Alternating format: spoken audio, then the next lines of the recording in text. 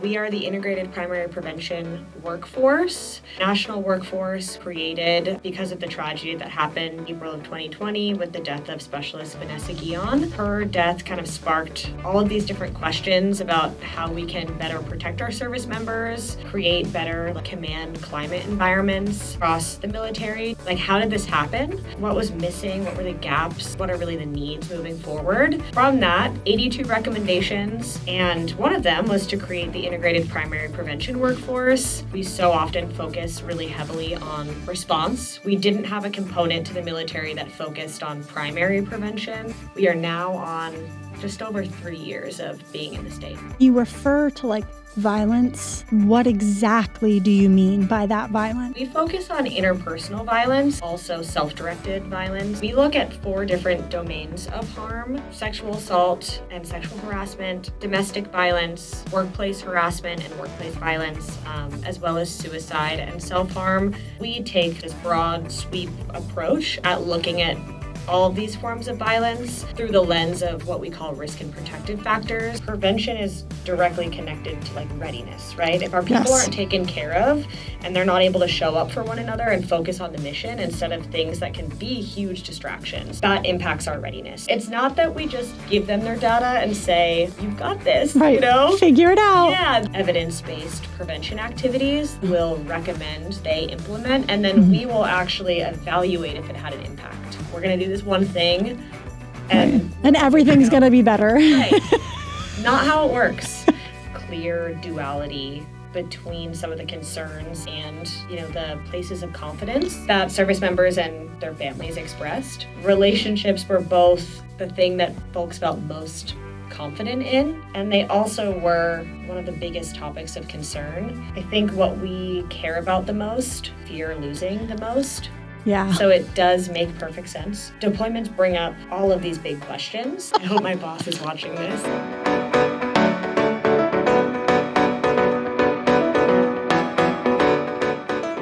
Hey there. Thank you for joining me on Kitchen Spoons and Combat Boots. I'm Jessy Smith, the State Soldier and Family Readiness Group leader. Joining me today, I have Kylie Clancy from the IPPW and our special guest, Major Dakota Smith. All right, enough of the fun and games. Let's get back to the matter at hand. So, Kylie, what is IPPW? Because I'm willing to bet most people, uniformed or otherwise, have no idea. Yeah, thanks for having me on. First off, I think it makes sense for a lot of our service members and also their families to not know who the IPPW is. I'll kind of get into that a little bit later. But we are the Integrated Primary Prevention Workforce. We are a national workforce. We were created because of the tragedy that happened down April of 2020 with the death of Specialist Vanessa Guion. She was killed in an armory in Fort Hood by a fellow service member. And so her death kind of sparked all of these different questions about how we can better protect our service members, create better command climate environments. So there was an independent review, an independent commission review is what it's called, that happened across the military to try to assess how did this happen? What was missing? What were the gaps? And then what are really the needs moving forward? So from that, they came up with 82 recommendations of how to respond to the passing of Specialist Guion. And one of them was to create the Integrated Primary Prevention Workforce. So they found from this review that we so often focus really heavily on response, which, just to be abundantly clear, is completely vital. We will always need to have response folks. We will always need to have people that work directly and provide that direct service to service members and their families. But we didn't have a component to the military that focused on primary prevention. And so that's how our workforce came about. Vermont was one of the first states that actually stood up an IPPW. And so we are now on just over 3 years of being in the state. Yeah, and I think that it's really important for people to know that too, because obviously, the specialist death was a huge deal. It was all over the media. Right. And for, myself as a female service member and other female service members, we definitely paid attention to it. And to know that something like this came out of it, it's very comforting in a lot of ways. So when you refer to like violence that, is happening, Right. what exactly do you mean by that violence? Yeah, so we focus on interpersonal violence and also self-directed violence. So we look at 4 different domains of harm. So sexual assault and sexual harassment, domestic violence, workplace harassment and workplace violence, as well as suicide and self-harm, which substance use can also kind of fall into that. Really all 4 of these domains of violence all share similar root causes. So like social isolation could be an example. That's a root cause that could be linked to any one of those 4 outcomes. And so we take sort of this broad sweep approach at looking at all of these forms of violence through the lens of what we call risk and protective factors. So a risk factor would be kind of like a root cause, and then a protective factor would be like social connection. Right? Yeah. And we're able to see how, integrating different prevention activities like resources or programming, how that not only just impacts one of those types of violence, but actually has a compounding effect and will also show up as hopefully reducing other forms of violence as well.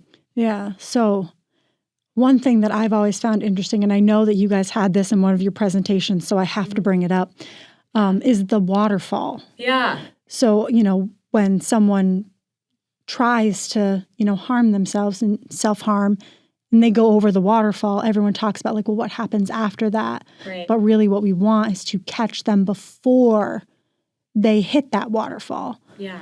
So, and I don't know why, but every time I think about something like that, I think about that waterfall. And I'm like, we just need like, a net.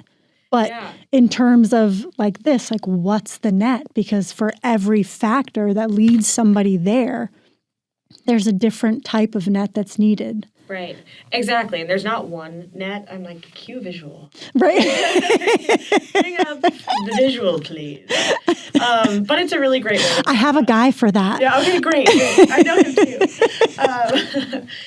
So it's thinking about violence. So if I'm just going to like kind of re-explain the visual. Yeah, absolutely.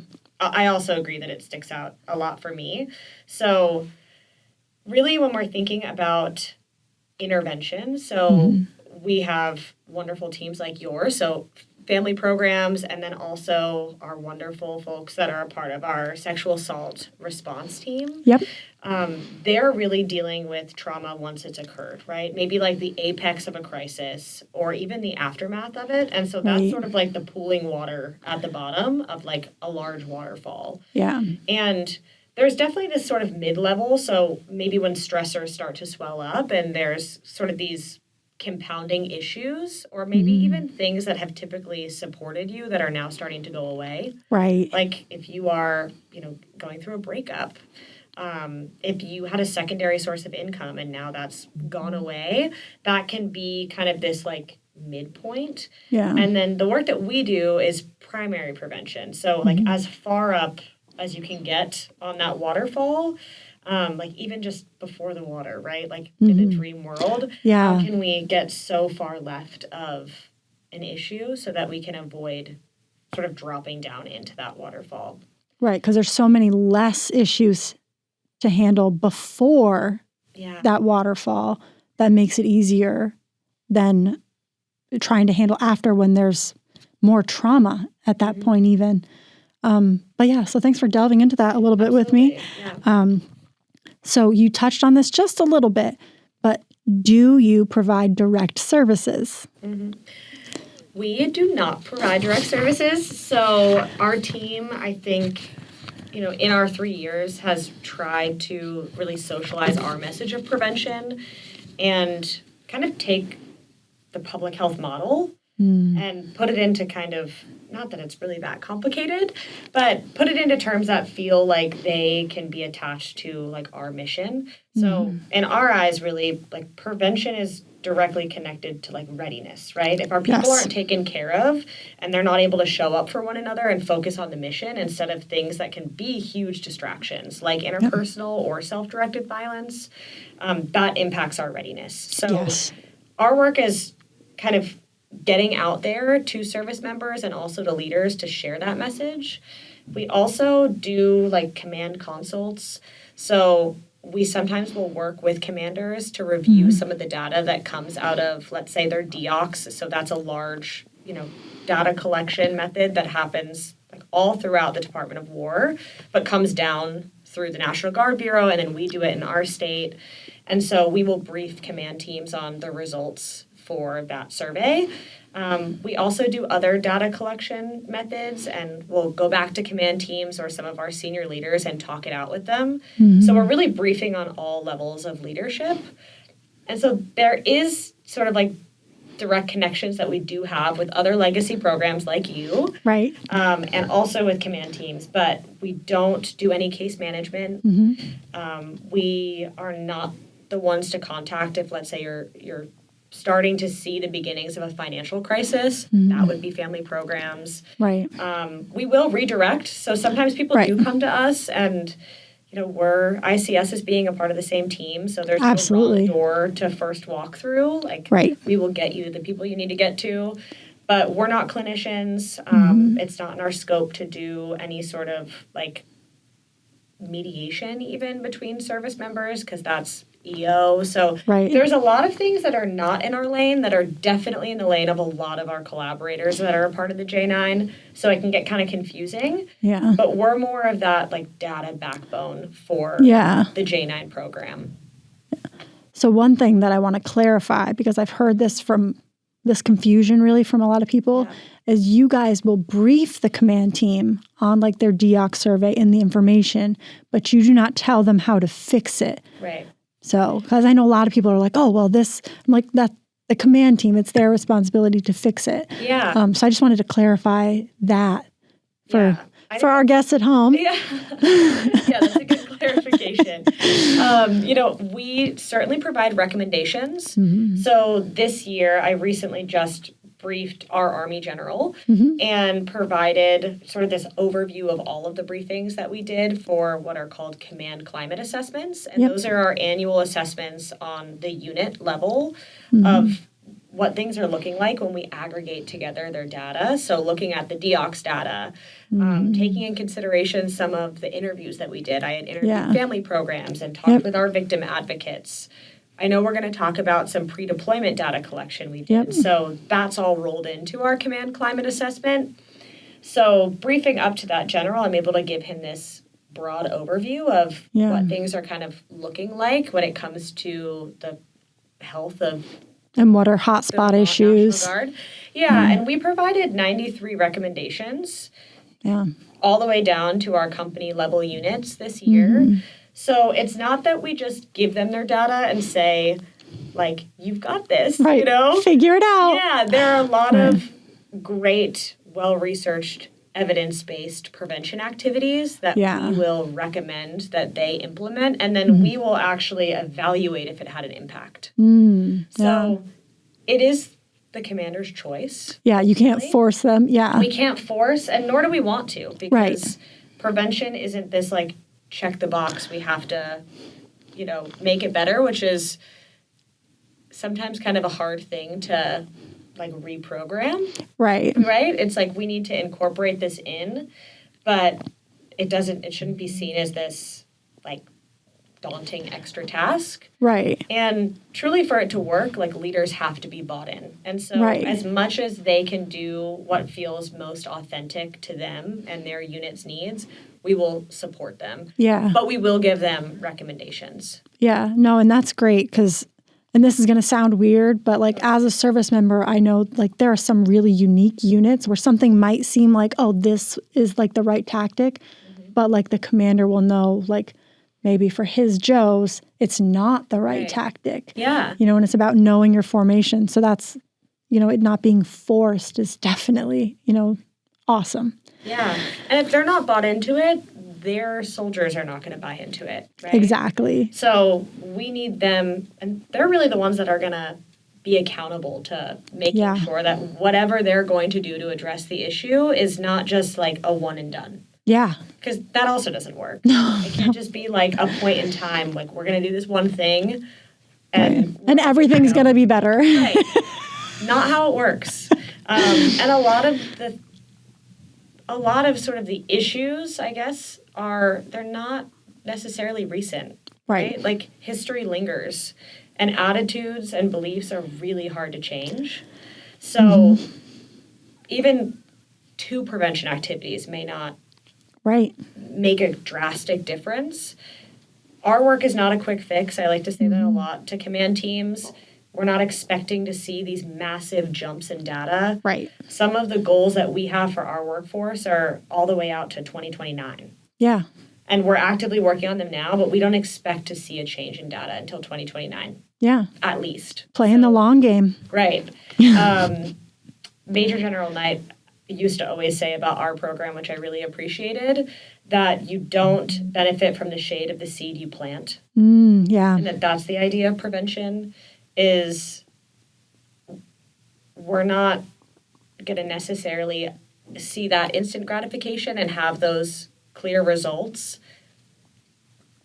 but we're working towards something bigger. Right. We're working for our future, and I think that's really powerful. Yeah, no, I do too, for sure.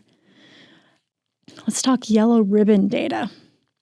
So you guys do the pomocracy and the golden tickets, which I know confuses people. They're like, what is this? Right. Yeah. And then the golden ticket, they're like, Willy Wonka? Like, are we getting candy bars? And I'm like, I mean, if you want them, I'll make sure there's some there. But for next time. So right.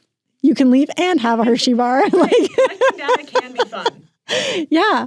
It can be fun. Right. Ish, yeah. So tell me a little bit about what those are at the yellow ribbons. Oh my God, I keep moving my microphone. Yes, for sure. So we have started to really provide supports for pre-deployment. So trying to embed prevention as sort of a staple of the mission. Of course, there's mission taskings that are a priority, but prevention is too. Because absolutely. A goal should always be to take care of our people and to make sure that everyone ends up on the other side feeling like they were supported and able to reach their full potential in their job and in their time. So we've been working to brief commanders on the front end. We also have been attending Yellow Ribbons. So we've attended 2 over the last year, which has been great. And, there is definitely this sort of, I'm a data nerd. So I love data, and I don't think it's boring, but a lot of people do. And a lot of people, have historically felt like they're filling out this survey and it goes nowhere and it does nothing. And what's the point? And I think, or rather I hope, that our workforce is trying to change that. So there are now a group of people that are dedicated and really care about this data and will make sure that it gets into the hands of the right people. But we also want to make it fun. Right. I think in our eyes, there's no better way to gather data than directly from service members and their families. So that's why gathering yellow ribbon data felt super important. So thank you. I know you were such an amazing coordinator at the last Yellow Ribbon, and I do what I can. Also included and supported by you. So we decided to change it up. Instead of just doing like an online survey, we held what's called a pomocracy. Cue visual. You're going to edit in a visual here. I'm going to tell you how to do your job. But based off of what's called a dotmocracy, which is usually people taking like stickers and placing how they feel about a certain topic, we decided to use pom-poms. Yeah. And so every service member and their family member were given 2 pom-poms, and we color-coded them. So service members would get one color that would indicate that they felt confident, and then another color that indicated that they felt challenged. Their families also got a different set of colors, but they were distinct between the two of challenge and confident. And they could place their votes in these distinct 6 categories. I don't have the categories memorized. You can pop quiz me and then you can fill in the rest. Okay. Household and employment, relationships, benefits, financial. There's 6, right? Mm-hmm. Wellness, legal. Oh, you're so good. I was just going to start singing the Bad Boys theme song. I hope my boss is watching this. But we had them vote on those 6 distinct categories, and just kind of a fun way to grab some quantitative data. So it's numbers, right? We just counted up the pom-poms after. Yeah. But we offered those golden tickets, and they were just sort of an open-ended sheet for service members and their families to indicate, like, I am a service member, I am a family member, this is my first deployment, or I've been on multiple deployments. And they could just write out what they felt confident and or like challenged by. And so that was a really nice way to complement the numbers that we got from the pom-poms and to get directly those stories of what people were feeling in the moment. Yeah, it was a really special experience. I got to read all of the responses to the golden tickets, and we are a really lucky state. Yes. Yeah. And have some amazing service members and unbelievable family. I was really reading all of the data. I found it really interesting. This last yellow ribbon had a lot more parents there for the service members. So it's definitely, it's going to be an interesting one because they are usually both more worried about their soldiers sometimes because they're not right in it like the spouses. So let's talk a little bit about relationships as a core duality. Yeah, so we have collected data at 2 yellow ribbons now. So taking both sets of data and looking at them together, something that's, I think, really interesting is that we saw this sort of clear duality between some of the concerns and, the places of confidence that service members and their families expressed. So relationships being one of them. Yeah. So relationships were both the thing that folks felt most confident in going into deployment. And they also were one of the biggest topics of concern. And I have 2 thoughts about that. One, I think what we care about the most is also what we fear losing the most. Yeah. So it does make perfect sense. And then the other thing, too, is that for anyone, and you know this because you have a spouse on deployment and you've been there as a service member yourself, that deployments bring up all of these big questions that maybe don't need to be reviewed all the time. But then this big life change is happening and sort of everything comes into question. Oh, yeah. So I think that's part of it. Also, for first-time deployers, they've maybe never had to think about their relationship in a different context. So questions about how a relationship will bode if they've never had a previous deployment together, how their service member will be on that deployment, safety being a concern, like managing benefits, right? Right. Being able to communicate and keep that connection. So it's interesting, that duality. Yeah, it does make sense how you said that the things you care about most are the things you're, worried about. Because especially like when you have a relationship and you're feeling really good about that relationship, a deployment's going to change it in some way because it does. Right. People change, both people, even the ones back here, because they're living a life with that person size piece cut out of it. Right. And then, the one on deployment is just like their life back here is frozen in time. Yeah. So you both come back and things have changed. You have changed as people. So it's really daunting to have to wonder, like, okay, I really like my relationship the way it is. Will the relationship still be that way when we've both gone through these changes? Another output from the data that I think is really connected to that piece on relationships, that duality, is talking about reintegration. So both sets of data for Yellow Ribbon that I'm talking about were for pre-deployment, Yeah. but reintegration was mentioned multiple times. So both as something that service members and their families felt confident in, like coming home being a response and returning to my family, reintegrating, Yeah. feeling confident. And then there was also a pool of people who expressed that as being a challenge that's coming. Yeah. And this was pre-deployment. So Right. we're already thinking, right? And that's just how it works. And I see it as being really closely connected to the duality that we hold with relationships and how they really change over time. Yeah. In really positive ways. It's been so encouraging to me to hear so many like lovely stories about like great things happening on deployments, meeting spouses, like traveling all over, making these connections with international partners, but also that lost time and Right. you know. You know what I would be interested in? Yeah. If the people who are worried about reintegration are first-time deployers, people who've deployed before, or a mix of both. And that's something we can look into.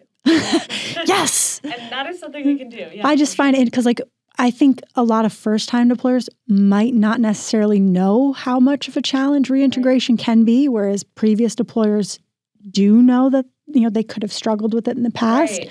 So I would find it... know their resilience. Yeah. They've had a go at it, and knowledge is power, right? If you Right. knew, every deployment is different, Mhm. but if you've had a sense of what that experience feels like, and it's so unique. I'm not a service member. I've never Right. experienced it myself, so I can't directly connect to it. Right.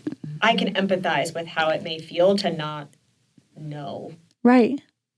Right. So that would be an interesting... Yeah. But, all right. So what about financial and employment stability? I'm really glad that you... I love a script. Yeah. I do love an outline. Similar to relationships, too, is... And this was really interesting because we actually often talk about in our shared work that financial strain is a huge risk factor. Yeah. And again, deeply connected with relationships. We see those, Oh, yeah. going hand in hand. And I know you have so much experience with dealing with that sort of in the current moment. The tornado of disasters. Yeah. Right? And I see it on that data side. So none of these topics are foreign to even anyone, I think, in our community as being points of struggle. Mm-hmm. But it was so interesting to me that on this pre-deployment data, there was a lot of folks that felt confident about their finances going in. Whereas when we look at other data, finances are really a huge concern. Yeah. But deployment changes that. And it does make sense in the context of knowing that you're going to have, stable pay, you're going to have benefits. Separation pay, hazard duty pay. Right. Yeah. Those great benefits you get, like the GI Bill, Mm-hmm. those things that kind of come down the line for you. Tax-free for while you're... Yeah. Right. There's so many, wonderful... Yeah. supports. Little perks, yeah. Little perks that can really help out your financial situation. We know that's true for many of our soldiers. Yeah. So it is something that is a point of confidence and that they feel good about. And on the other side of that, not surprisingly, that there's concern about the long-term impacts it'll have on their civilian career. Yep. So some of our service members have a lot of support from their civilian jobs, and then others that have very limited to no support from their civilian jobs. And stepping away for, a prolonged period of time, it may disrupt, a promotion in their civilian side or going back to school. There's so many different components that stepping away and taking on, that responsibility can just sort of change that path. Yeah. So we saw, again, that duality, but very interesting that both relationships and, finances were both the highest point of confidence and also the biggest challenge. Yeah. Just like totally head to head. Flip. Okay. So. He's glaring down at me.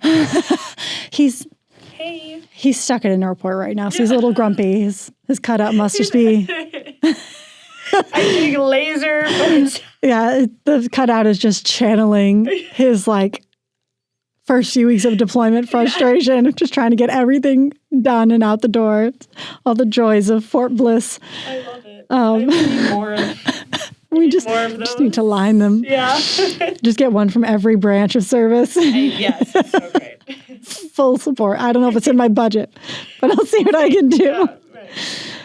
So we've talked about all the data and how you're a huge data nerd. Huge. So how does the gathering of all this data help the organization?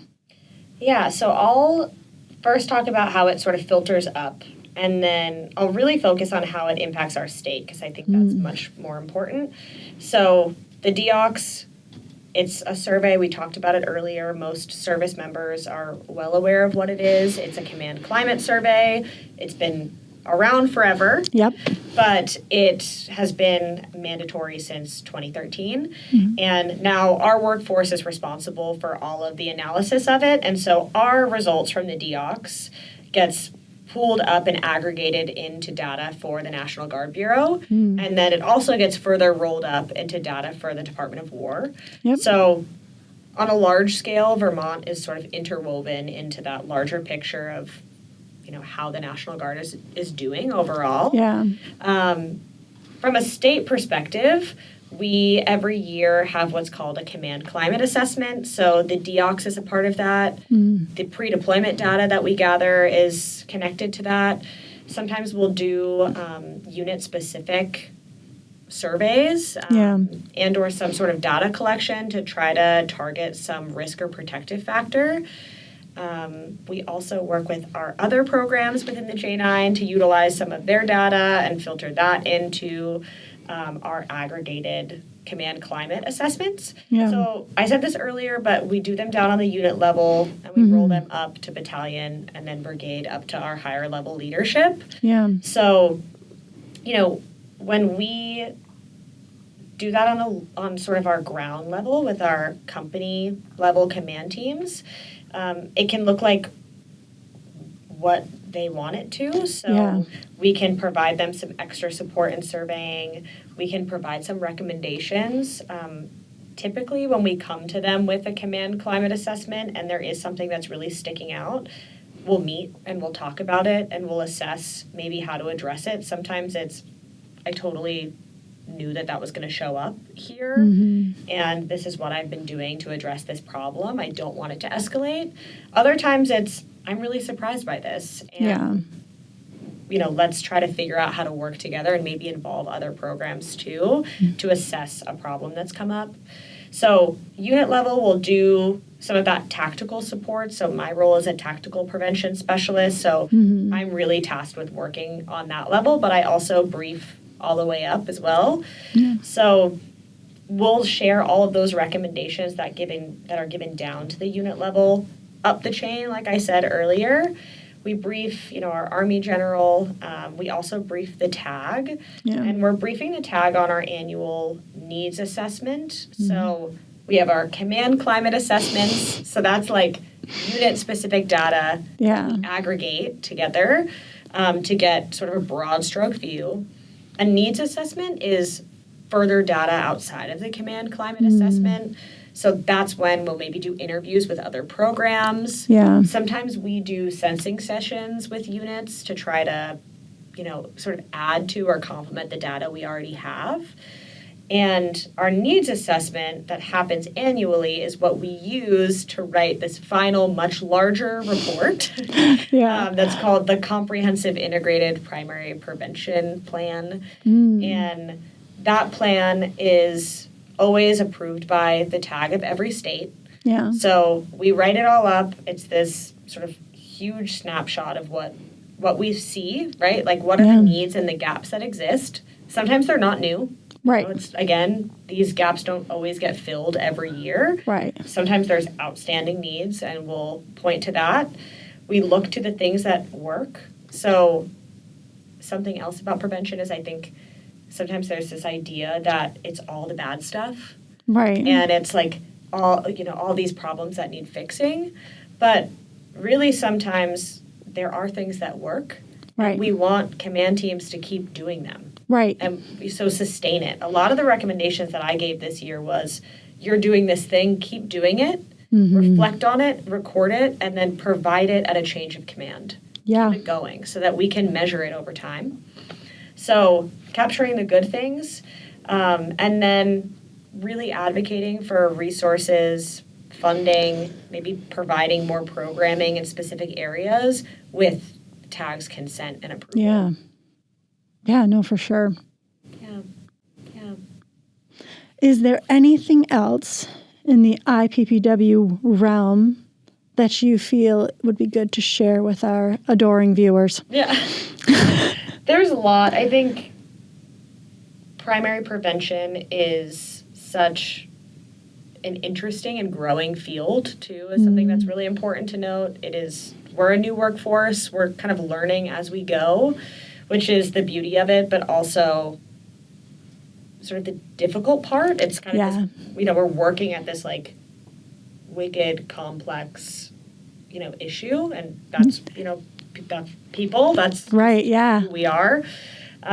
So, I think I talk a lot about how prevention is really meant to be a shared responsibility. Yes. And that a lot of our work as the IPPW is maybe not always like getting that direct interaction with our service members, but when it makes sense and when we can, like sitting down and talking to you and sharing out our message that we all have a hand in prevention. Really, prevention is not like the one activity that we show up for or the training that we do. Prevention is like how we act. It's how we take care of one another. I think it's especially how we respond in difficult moments, the decisions that we make that impact the other people around us. Yeah. So that's prevention. Yeah. I love to talk about it. Thank you for having me on here. Yeah, of course. Thank you so much for joining me. Of course. And thank you for joining me on this month's episode of Kitchen Spoons and Combat Boots. Remember, mission first, family always.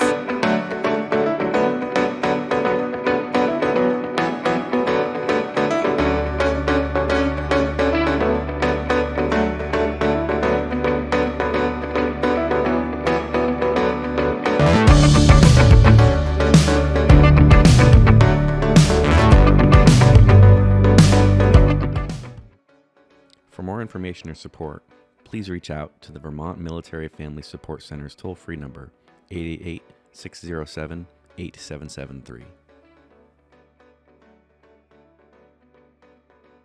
The preceding content does not constitute endorsement by the Department of the U.S. Army, U.S. Air Force, Vermont National Guard, or Vermont Military Family Programs of the organization's products and services contained therein.